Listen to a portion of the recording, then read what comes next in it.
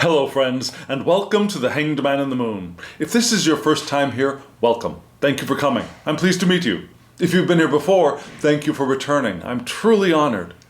Friends, if you are a returning visitor, then you already know that I'm in the middle of my mini-series of Back to Basics, within the larger context of my deep dive year into the Thoth system, the system created by Lady Frida Harris and Harris-Crowley, which we call the Thoth Tarot. And yes, I call it a system, and I call it the Harris-Crowley deck, and all of its iterations. Just as we often called the deck created by Pamela Coleman Smith and Arthur Edward Waite the Smith-Waite deck, I call it the Harris-Crowley deck. And in this dive into the Thoth Tarot, created by Lady Frida Harris and Harris-Crowley, doing this Back to Basics series has been very helpful for me. And in addition to that, starting to look at other decks which are within that same system and are inspired by the Thoth Tarot, the Harris-Crowley deck, will also be educational for me and hopefully for you too. I hope that this dive in and this focus in on a limited number of cards within this Back to Basics series has been of benefit for you, has been interesting for you, has been well, can I expect revelatory? I don't know, but has been good for you. It's been good for me. And so I've got a spread already laid out with a brand new deck I've never used, so I'm ready to show that to you as well. And I'll explain the layout and then we'll start reading the cards together. But before we do all of that, first, I'd like us to think of a word. That word is sensitivity. When I was a child, many people told me I was too sensitive. I felt things too much. I felt things that other people didn't feel. Has anyone told you that you're too sensitive? Do people tell that you're too sensitive now? That sensitivity can be both a blessing and a burden, a benefit and a not so great thing as well, right? Now, the beneficial side is that we can understand people better, perhaps. We can connect with people. We have empathy. We can see things from a distance and we know when to avoid things, perhaps, and when we can be of service or when we can just go in and have fun, right? If we're sensitive, and for some people too sensitive, we can understand more and again feel more and be more connected. On the darker side of that, we can also be wounded very easily. We can look at somebody and ask, why are you so angry? And they'll say, I'm not angry. Has that ever happened to you? Or you look at a situation across the street and you think, oh my God, there's something going on over there, and people are saying, what are you worried about? So there are benefits and there are burdens to being sensitive. And I think this week's spread is pointing in that direction of our sensitivity. Now, perhaps you don't feel sensitive. Perhaps no one has ever told you that you are sensitive, let alone too sensitive. That's also something to look at because we are all sensitive, I believe.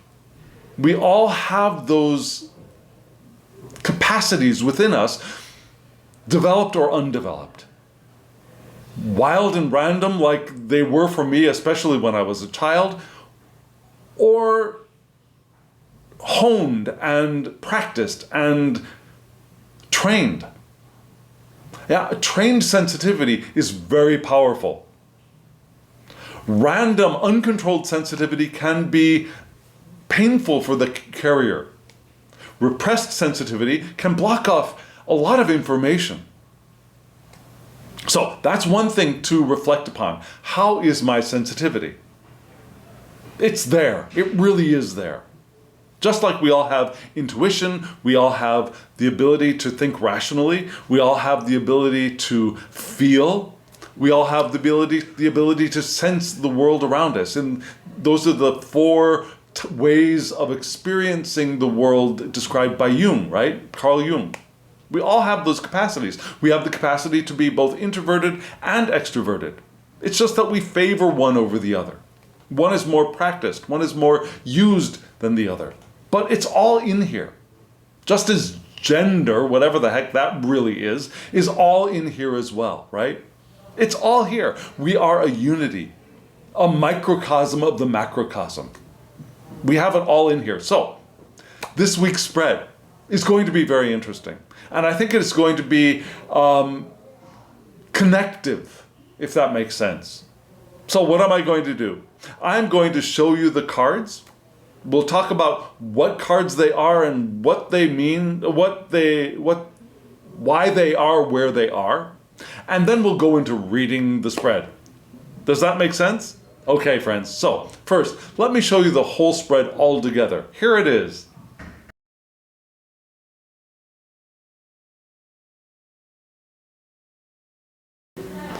You just saw 5 cards drawn from 2 different decks. Now 3 cards on the top were from a tarot deck, which are from a deck which is famous, popular, and still available. It's called the Rosetta Tarot. It's by the creator M.L. Malin. I believe that's how she pronounces her name. And she is also she's also the creator of another deck, which is called the Tabula Mundi, which I'm going to pull out. Now, I've not used this deck in public before, and I've not used my Tabula Mundi deck in public before either, and I'll bring both of those out for this Back to Basics series before I go back into my deep dive. Because in my deep dive, I'm thinking of putting them together somehow. But so, the 3 deck cards on the top, they're from that Rosetta Tarot, the Papyrus edition. And there will be a link in the description box below if you want to purchase that deck for yourself, along with, and I highly recommend, the guidebook that goes with it, Liber Mundi, yes, I think so, yes. I also recommend the Tabula Mundi deck, which you'll see in a few weeks, maybe. Now, the Oracle deck below, there were 2 cards from that. That is from the Oracle of the Radiant Sun, and that is a zodiacally based oracle, which I love. And there will be a link in the description box below. So what you just saw, again, 3 cards on top. This is a positional spread. The 3 cards on top were for, from left to right, significance. Now that's significance. I ask a question every week. Every time I lay out a spread, every time I pull cards, I ask a question. The question for this series is, how can we live our lives more intentionally in the coming week? So that first card, that significance card, is the significant answer to that question. The next card is a challenge. Now that challenge could be positive, something we could strive for, something we reach for to attain, or a challenge in the sense of something that could be a block, something that's standing in our way. The third card is advice. That's pretty clear. And then the 2 cards at the bottom, which we'll see later, they are going to be, they are the Oracle deck, which gives us sometimes a reiteration of the spread. It tells us the message again in a different way, or sometimes it gives us advice. I think we're pointing in the direction of advice this time, but we'll see when we start reading them together. So friends, are you all ready? We're going to take a close-up look at the 3 cards from the Tarot deck right now. Here they are.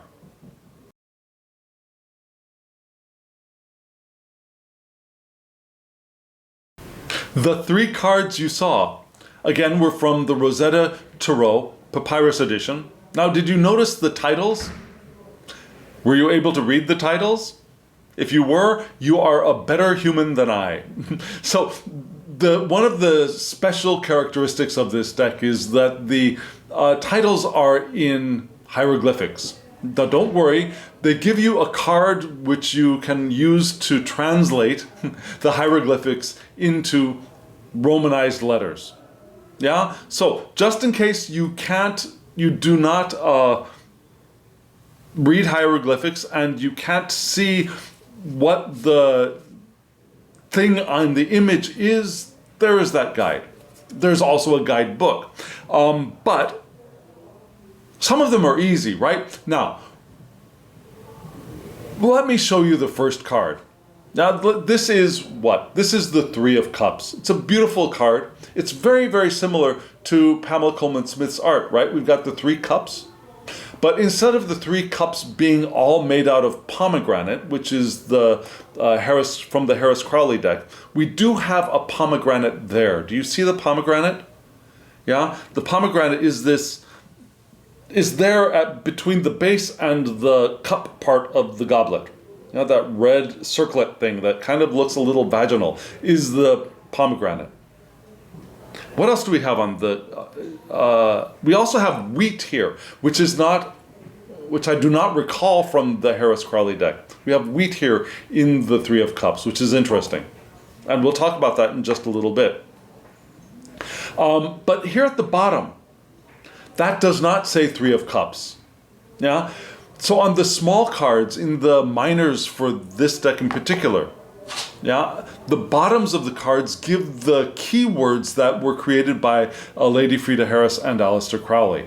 So here at the bottom, it says in hieroglyphics, abundance. And at the very top, you can see what? You can see three dots and then three wavy lines to indicate three water, Three of Cups, right? Now, can you see the astrological association here? This is Mercury in Libra. Now, where is Mercury? It's very difficult to... I'm sorry, not Mercury in Libra, Mercury in Cancer. It's difficult to see. Let me put my fingers beside the two glyphs here. They're in light yellowish gold on the blue background, and they could be difficult to see, but they are there. So we've got the astrological symbol, we've got the title of, well, the keyword title of the card abundance here in hieroglyphics, and at the very top we have three water, right? So for the Three of Cups. Now, people who have Mercury in Cancer, what are they? Well, Mercury is the thinking planet, right? The messenger, quick thinking, quick on their feet, sending messages, also a healer, also a magician, right? Students outside are loud, I'm sorry. Yes, also a magician. But people with Mercury in Cancer, when Mercury is in Cancer, we have deep thinkers, because Cancer is a deep water sign, right? So Mercury goes in and thinks deeply. They are emotional, with strong mental power and memory, which can be beneficial or dangerous. Yeah, an elephant never forgets. An elephant never forgets the good you do, and the elephant never forgets the bad you do. So there again, here we have benefit and detriment to this strong mental power and memory, combined with emotion. Because that emotion gives it staying power, right? And memory makes that staying power long-lasting. So we have some potential to go either way here with the planet in the sign. This card for Crowley was fulfillment of will received in love.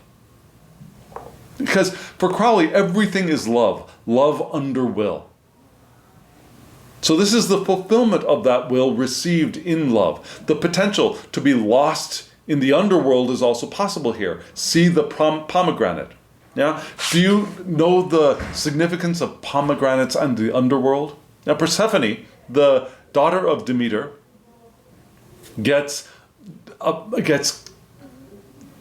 kidnapped, gets taken down to the underworld to be the bride of... Let's see, if this is Persephone and Demeter, it should be Hades? Or is it Pluto? Okay, I'm getting my Greeks and my Romans mixed up. Demeter, Ceres is Greek and Demeter is... Okay, so anyways, Persephone is the daughter of Demeter, Ceres, and she gets taken down to the underworld to the god down there, be it Hades or Pluto. And her mom gets all weepy, sad, and distraught, and so we have the seasons, right? We go into winter, things stop growing. Down in the underworld, Persephone actually may get along with her new husband, but she wants to go back up to see her mom. So, many readings of the story say that Persephone is completely unwilling from soup to nuts, from the beginning to the end. She wants to escape. She wants to go back to her mom. And the god down there says, okay, you can go. But he offers her pomegranates to sustain her on her way, perhaps. And Persephone takes 3 of the pomegranate seeds and eats them, and because of that, she's always has to return down to the underworld. Now remember, married to the god of the underworld down there, she is the queen. There are 3 levels of the Roman and Greek world, right? There are the heavens, and the earth, which are basically Zeus's or Juno's territory. Now there are the waters, which are Poseidon's or Neptune's territory, and then there's the underworld, which is Pluto or Hades' territory. Now we got 3 worlds controlled by the 3 main brothers. So being married to one of the main brothers is not a bad position to be in. She becomes the queen of one very important territory of the universe. So, remember, when we remember this story, we also remember the power that she gets when she's down there. She is queen aside her king, right? Just as Hera is queen aside her king up in the heavens. Hera, Juno, right? Did I say Juno for Jupiter? I might have said Juno for Jupiter. Zeus, Jupiter, Hera, Juno. Too many names. Okay, so we want to remember, yes, there's the potential to be lost in the underworld if pursuing what we have already consumed, but remember that we want to remember that in the underworld, we can gain power there too. Just like Persephone gained power, we can gain power down there too. We can get power from diving into our own inner underworlds, our unconscious. And yes, there'll be monsters down there, but there'll also be power down there. Now, the wheat on this cup is also interesting, which reminds us of Demeter, Ceres. It also reminds us of the Empress card. So there is a strong feminine power to this card as well. There's abundance here, like the title of the card, the fruit of our labors. It may be passing, it may be a mixed blessing, but it is there.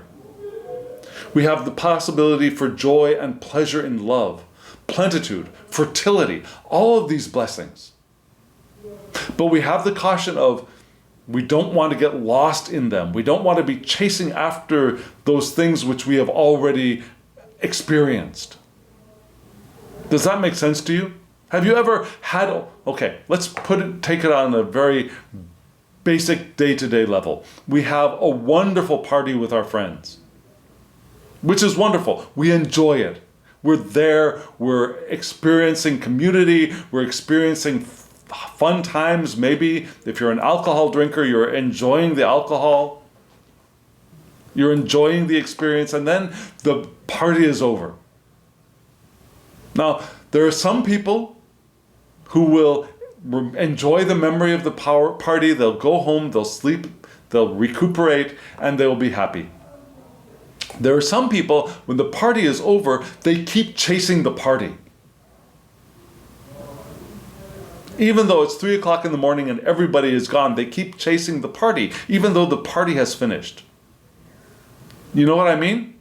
So and it's not only parties, it can be other aspects of our lives where we enjoy an experience, and after the experience is over, we keep chasing that experience that we've already had. And that's a danger here for this abundance card, is that once that abundance has been experienced, instead of being satisfied and filled with it, we keep chasing after it. after the experience is over. We don't want to do that. But we can enjoy what is here, and we can think deeply, like Mercury in Cancer. We can enjoy this abundance of water flowing over us, knowing that there will be a time when the water stops and we'll enjoy some drying off time, right? We don't want to keep chasing the water when the water has stopped flowing for the time being. And the creativity that is possible here. The creativity of embodying both Demeter, Ceres, and Persephone in all of their power, in all of their emotional, abundant richness and creativity. That's all possible here. What a wonderful way to start.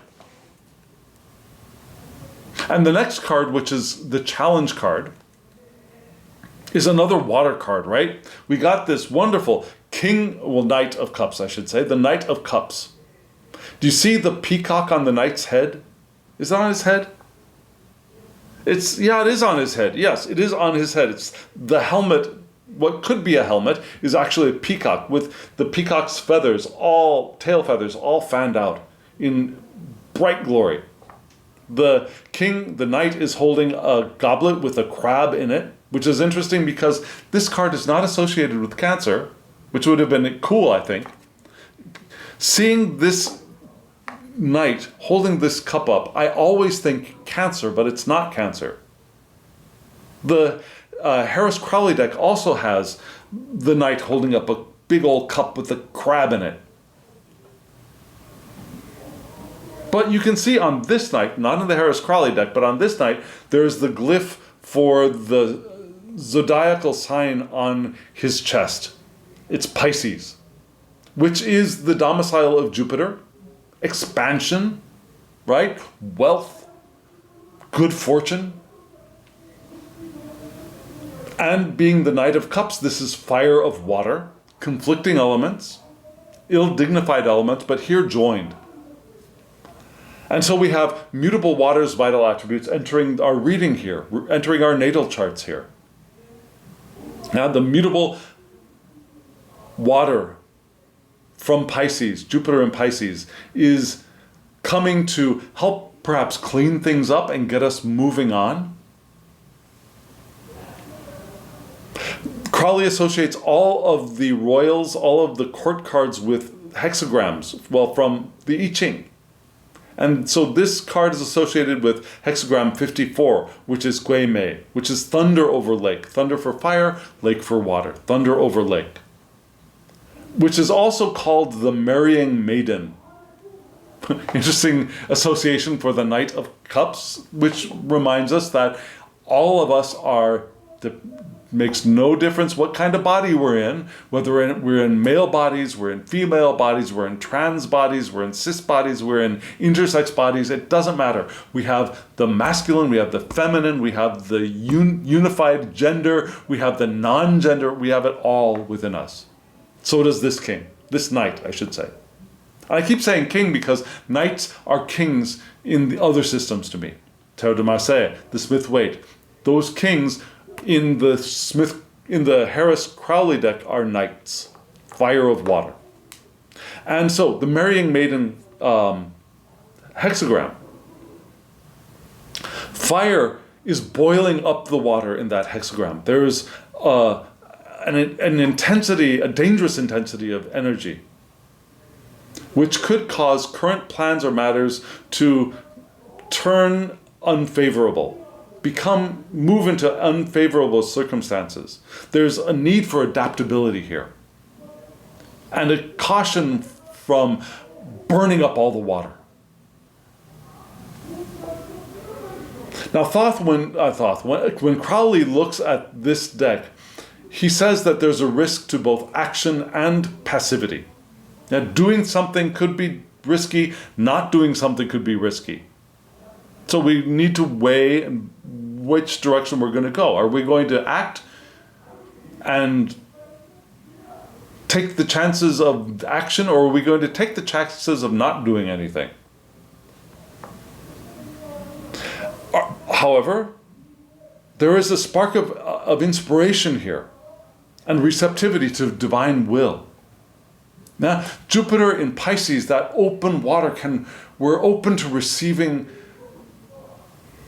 information, we're open to receiving power, we're open to receiving understanding and wisdom from the divine with this card. And artistically as well. Now the water suits are artistic in the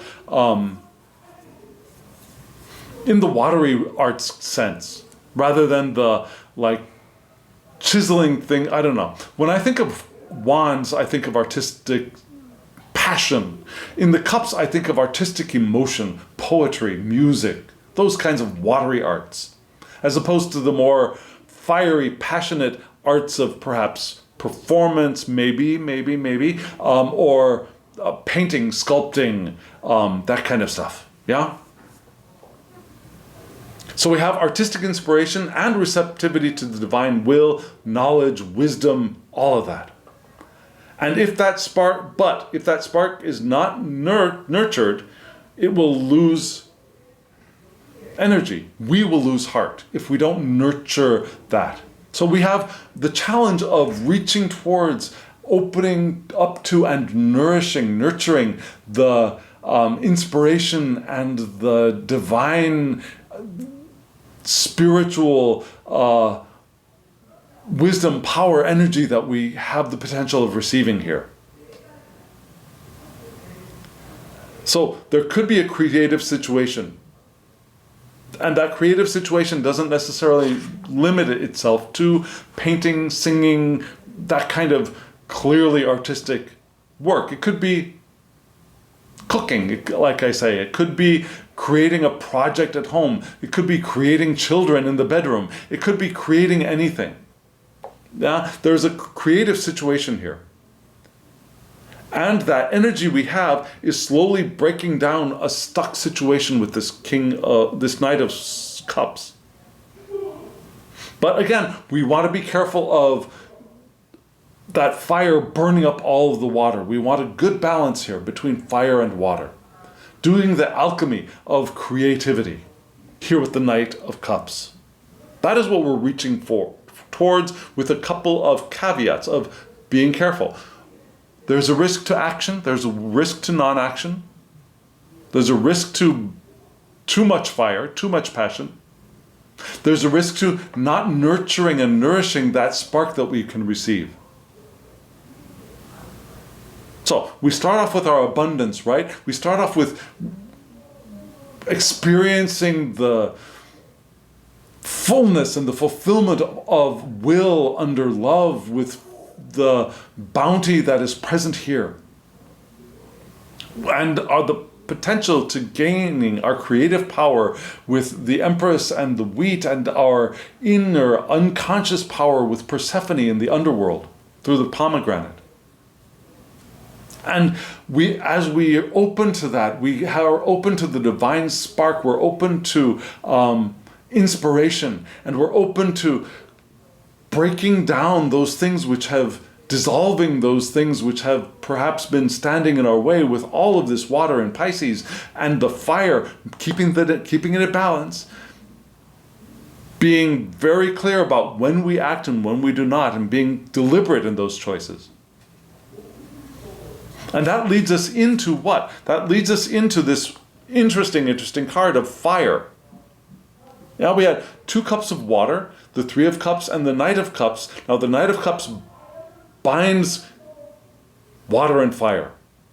And the advice is to move into this fire card, which is interesting and is very similar to the card designed by Lady Frida Harris. The 2 wands, the tops of the wands are different, but the general idea is basically the same. You see that, I don't know if you can see the burst of fire energy behind all of those wands. There are 8 wands there in front, in the back I should say, upright, and there are 2 bigger wands in front which are obstacles. And the title down here in hieroglyphics is oppression. So those 2 big ol' honkin' wands in the front are oppressing the 8 smaller wands behind. Yeah, you can see at the top there are 10 dots, and there is, what is the glyph for fire? It's kind of like a backwards Leo symbol to me. That's the glyph for fire. Up here at the very, very top. And can we see Saturn in Sagittarius here? It's really, really difficult to see the astrological association in this card in particular. But the association is Saturn in Sagittarius, which is not a natural fit for me. Yeah? Saturn belongs in either Capricorn or in Aquarius, air or earth signs. Saturn being in a fire sign is problematic, and that's probably where that fire feels oppressed by the limitation of Saturn, cutting things off, putting limits to this powerful energy. And so people with Saturn in Sagittarius are, according to what I've learned so far, are destined to be successful, but they must buckle down and focus. They need to take advantage of that Saturnian energy in their sign of getting to work, doing the stuff. That's why Saturn belongs very comfortably in Capricorn, getting to work, doing the stuff. Also in Aquarius, thinking the thoughts, being rational, clearing out the path, seeing forward. Because Saturn is also the planet of time, right? So, we have that potential of success, but needing to buckle down and getting to work and getting focus. Crowley, when describing this card, says we're carried away by the desire to achieve something, needs reining in. Maybe our fire, the fire that we carry, remember we had indications of that in the Knight of Cups. We need to make sure that the fire is not burning up all of the water, is not boiling it all away. So that passion, that desire to achieve needs a little bit of reining in. And we can be stubborn or obstinate because we feel powerful. And that can cause overwhelm. Have you ever felt overwhelmed because you're being so stubborn? I know I have. I've experienced that a lot. I've got 2 fixed signs. Yeah, my Leo sun and my Scorpio rising. There's a lot of stubbornness in here. There's a lot of obstinacy here. And that can cause overwhelm, because we're so attached and fixated on doing the thing that we know is right. And when there's something frustrating that, we get overwhelmed with trying to overcome this thing rather than letting loose and letting go, right? But that's not so the advice is to rein it in. Recognize when we're being stubborn and obstinate before we become overwhelmed. Our ambition might be overextended, and we might lose our aim because of that.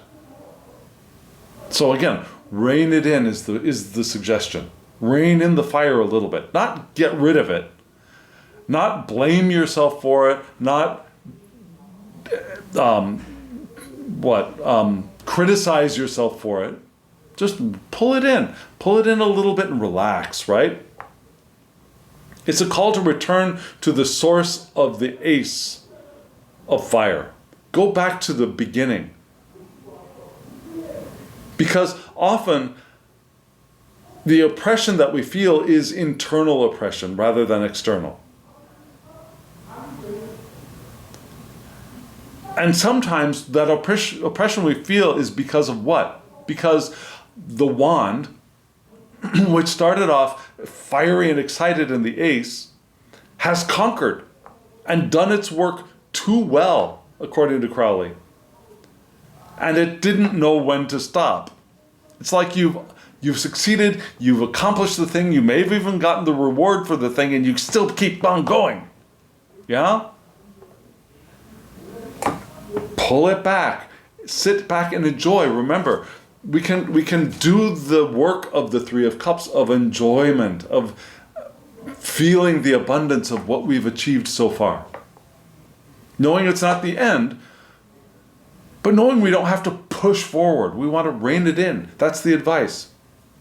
We want to detach from the spiritual fire just a little bit, because we have the potential of drowning in it. And ask ourselves, why was this thing begun in the first place? Find the why again. Rather than following the fire because the fire is there and we're the followers of the fire, being symbolic of the passion is there and we're the followers of the passion. The inspiration is there and we're the followers of the inspiration, even though we've accomplished what we were supposed to accomplish, or even though there are things standing in our way and we just keep batting our heads up against it and we feel overwhelmed. This is the time to pull it back and enjoy some of that wateriness as we return to why we are doing what we are doing. Why are we here? And it doesn't have to be that, why are we here, like the big question of the universe, but why am I working at the job I'm working at? Why am I in the relationship I am in? Why did we begin this thing? Why did I start cooking this meal? If you get lost in the process and it's like, oh my God, this isn't working out, or I'm missing this, and oh my God, and you become overwhelmed. Why did you start? Follow that why instead of it's not going to be the way I think it should be. Right? So we're asked for a little bit of flexibility here, more wateriness. The ability to, when we come up to an obstacle, surrender to the obstacle, not by giving up and holding up our hands and saying, okay, I'm done, but surrendering to it, knowing that as we melt into the problem, we can find a path around, through, over, or under the problem, like water. Like water. Water. Water. Does that make sense? So this is a very powerful reading. And it calls for sensitivity. Knowing that some of our sensitivity could lead us off into the bushes if we allow that sensitivity to be damaging to self. If we don't hone that sensitivity to do what we want it to do, and we're just completely open to the come what may stance of an open, deeply sensitive way of being in the world, right? We want to hone our sensitivity so that we use it as the tool that it is, rather than being the victims of it, right? And so we've got some advice for that. Why am I here? Why am I doing this? What is my point? Pull that fire back a little bit. Don't squat, don't drown it, don't try and kill it, don't try and get rid of it, but rein it in a little bit. And let the fire energize us, but not get us carried away. Not get lost in it. Like Persephone going down into the underworld, she doesn't get lost in the fire of the underworld, although the Greek underworld is not fiery, but still, let's go with that metaphor. She doesn't get lost in the fiery underworld, she finds her power. Yeah, maybe she got dragged down there in the first place, but I think down there, she finds her power. And she's able to return back to her mom. Maybe she doesn't want to stay up with her mom all year long. Maybe she wants to go back where she's queen. When she's with her mom, she's not queen. She's the daughter. When she's back in the underworld, she's the queen. Just saying. Yeah? So, that was the reading for the top. We've got 2 oracle cards that will give us either some advice or maybe restate the reading in a different way. Let's take a look at those 2 cards right now.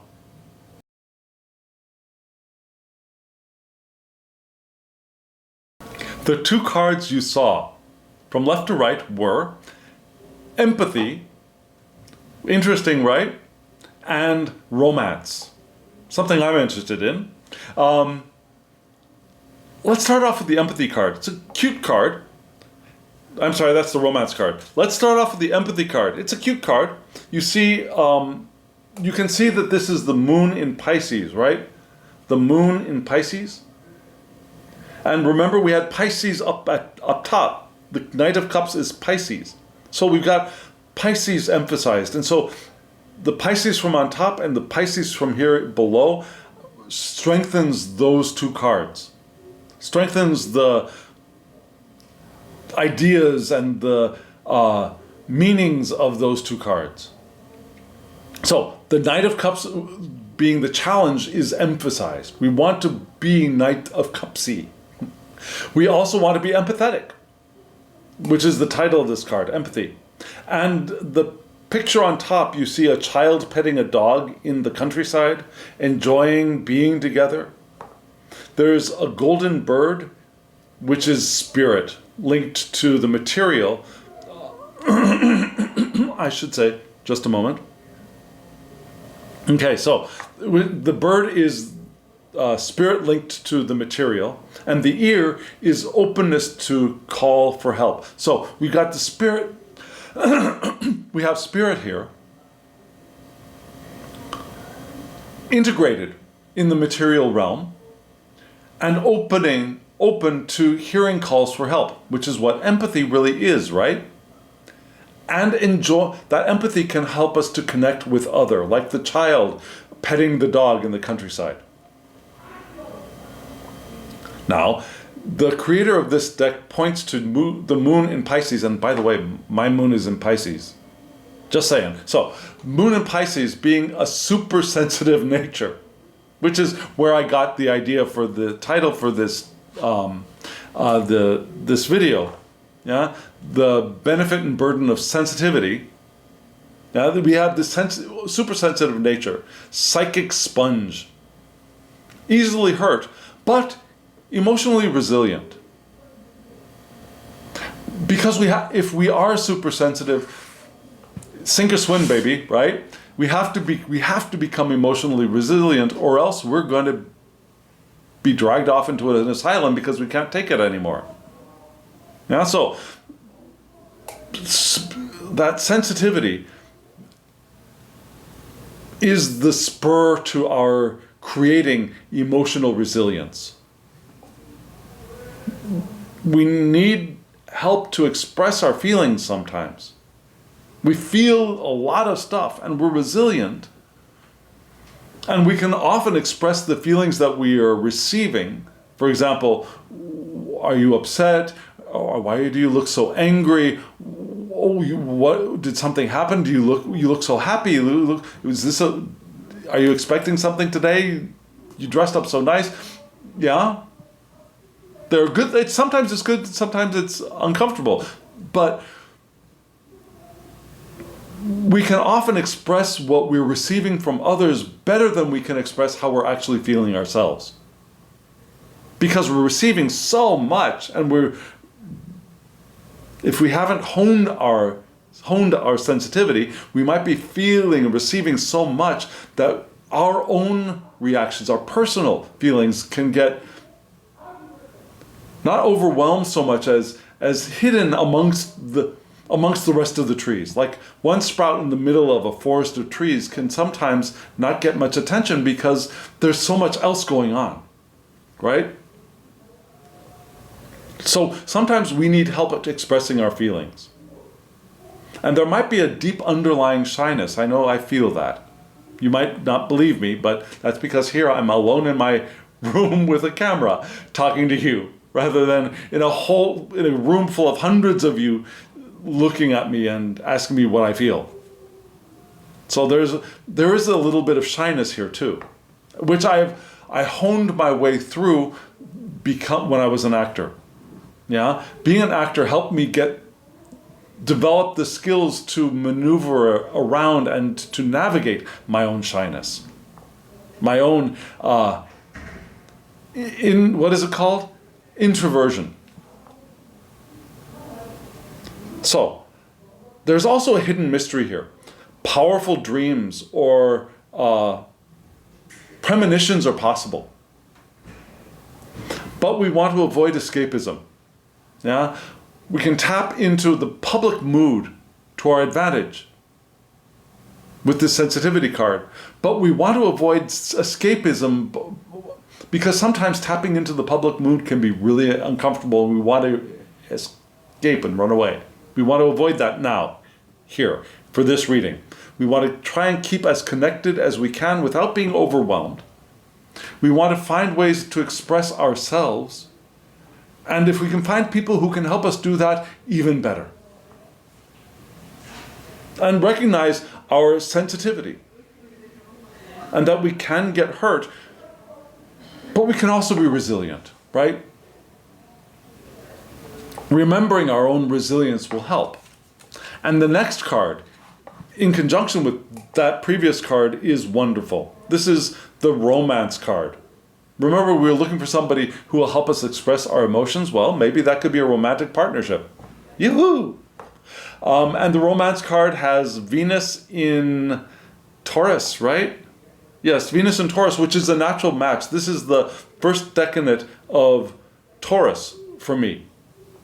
Because I read the decanates with triplicities, traditional decanates with triplicities. So that would mean that we have fixed Earth's vital attributes entering this reading, where we had, what did we have?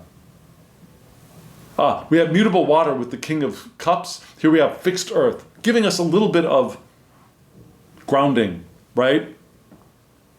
So this is a card of showing love, beauty, art, and romance. With this happy, devoted young couple with Cupid or Eros above, fostering love in this romance card. Lovely, lovely card.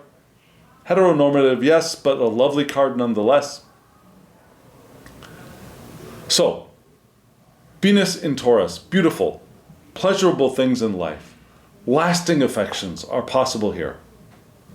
We have an ability in the physical realm, and we have an ability with physical and sensual contact with others as well. Also with hands-on arts. Yeah, those manipulative arts, creating things with our hands, are possible here. Remember, we also want to follow our creative instincts. So that could be creating things. And again, it could be creating a statue, it could be creating a painting, it could be creating food. That's also manipulative art, right? People with Venus in Taurus are also good money makers, so we have some potential financial benefit with this card. So, we have pleasure, and on the horizon we might have some earning. But we also have connection. And that connection, that romantic connection, will help us with this emphasized card of the moon in Pisces, right? So that connection, that artistic creativity will feed and sustain and strengthen our power within the moon in Pisces. So I think this is advice.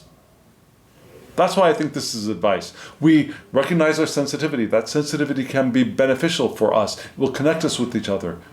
We can perhaps call someone, perhaps a romantic partner, who will help us to express our own feelings and discern our own feelings from within the panoply of emotions and things that we're feeling from society around us. And our creativity can help sustain us as well. Creativity in the physical world can help sustain us. Doing stuff with our hands. Which could be creating things, or it could be sensual connection as well. Right?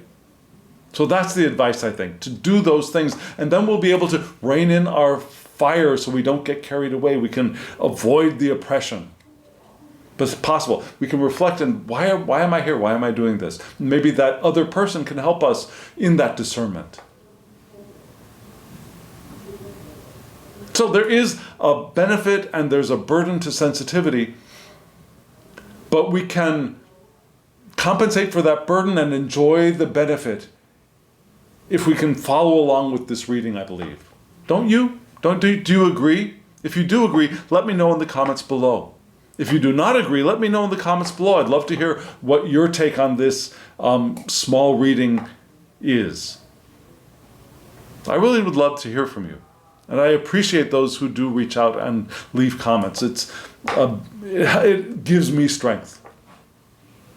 And speaking of comments, thank you for also, okay, maybe that wasn't as clear a transition as it was in my head. Thank you to those of you who are hitting the thumbs up button, and thank you to those who have subscribed. It really does help get this channel in front of the eyes of other people. It's a benefit for everybody, for the community when you do that. And if you want a reading from me, my email address is below, thehangedmaninthemoon@gmail.com. Shoot me an email, we'll get you a reading. And if you want these decks, remember, the link is in the description box below. So friends, thank you very much. Thank you very much for helping me move through this spread and reading this together with me with these beautiful decks. I really do recommend MMLane's decks and her podcast, Fortune's Wheelhouse. Yeah, go check out her podcast at Fortune's Wheelhouse with Amy Chan, I think. Wonderful, wonderful information and a walk through, a dive into the Harris-Crowley deck and the Thoth Tarot system. Well, friends, there we are. Thank you very much. And now, as always, I wish you love, joy, well-being, and pure awareness. Thank you.